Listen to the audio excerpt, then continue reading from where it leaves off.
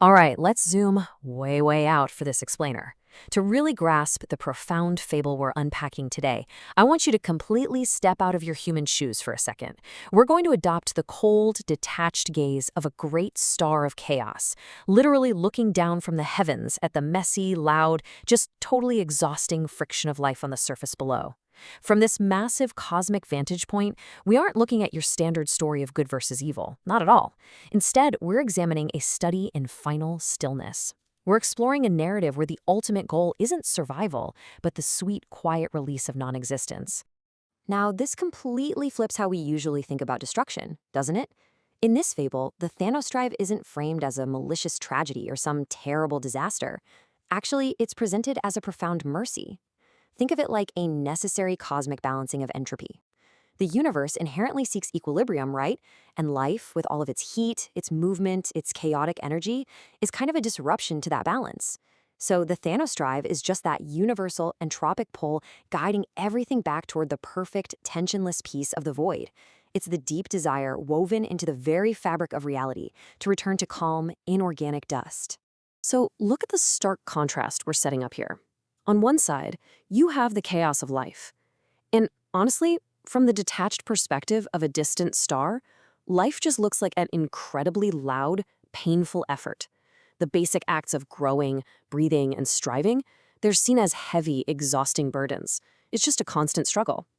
But on the other side, we have the peace of the void, absolute stillness, an undisturbed, everlasting quiet.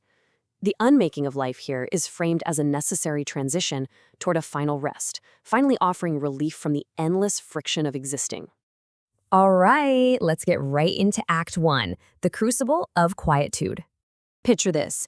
Deep inside the grim, completely silent Lead City of Negation, a village where shadows cling to gray stone and absolutely nothing grows, we meet this incredible anomaly. His name is Verdant. He's a majestic dragon and, ironically, a powerful nature spirit. But here's the twist. Unlike your traditional spirits that champion growth and vitality, Verdant carries the quiet, heavy weight of the Thanos drive. He doesn't crave the chaotic struggle to survive. He completely rejects the loud, painful effort of growing new life. Instead, his soul is totally aligned with the heavens. He deeply desires to return the messy world around him to a state of calm, inorganic dust. He is literally a creature of the earth looking to the sky for an end to it all. Which brings us to Act 2, the Whisper of the Star. Up above, the great star of chaos begins to pulse with this cold, heavy light over the Lead City, and a profound, totally silent communion happens between the heavens and the earth. See, this star wasn't a force of creative energy. It was a tool of total unraveling. But as its light washed over Verdant, it didn't burn him. Instead, the star whispered a promise, a beautiful final rest, a world freed from the burden of breathing, striving, and suffering. It essentially granted cosmic permission for the dragon to just let go, assuring him that this unmaking served the much larger cosmic balance of entropy. Driven by this ultimate urge for self-destruction, you can literally see Verdant's transformation take hold. Over 3 months, he completely stops tending to the ancient roots of the world, and visually, it's striking. His scales, which used to be this vibrant, living emerald green, systematically oxidize and drain out into a heavy, dead lead gray. It is a stunning visual representation of life willingly surrendering to the void. He's transitioning away from the vibrant chaos of growth right into the heavy stillness of entropy. Let's see how this unfolds in Act 3, The Great Dissolution. So Verdant spreads these massive wings, casting a permanent shadow, and the unmaking begins. And notice the cold, detached nature of this. This isn't a fiery, passionate apocalypse. It's incredibly clinical. It starts with a heavy, suffocating fog, followed by an exhalation of absolute zero ash. Buildings don't explode, they just crumble into fine gray powder. The remaining forests instantly turn to stone.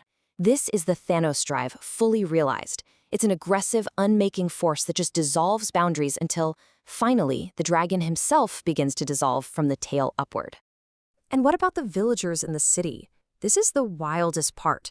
Rather than a fierce battle for survival, they simply let go.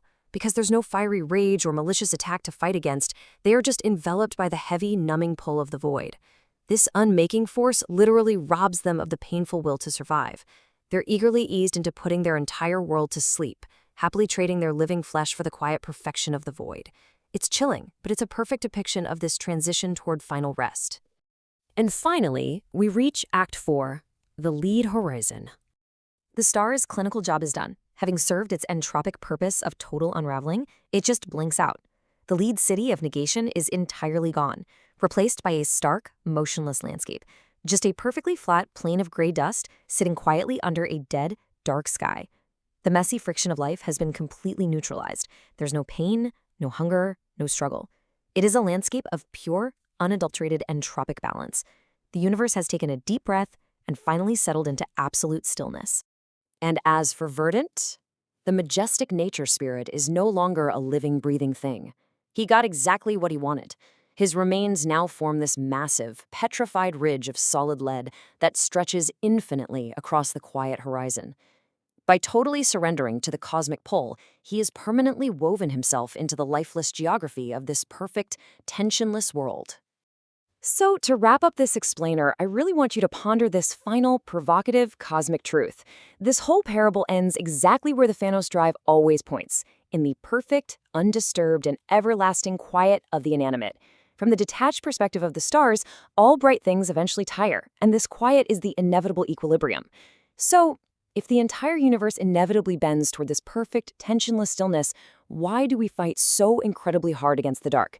It's a fascinating question about our own existence, and honestly, it's what makes this story so unforgettable.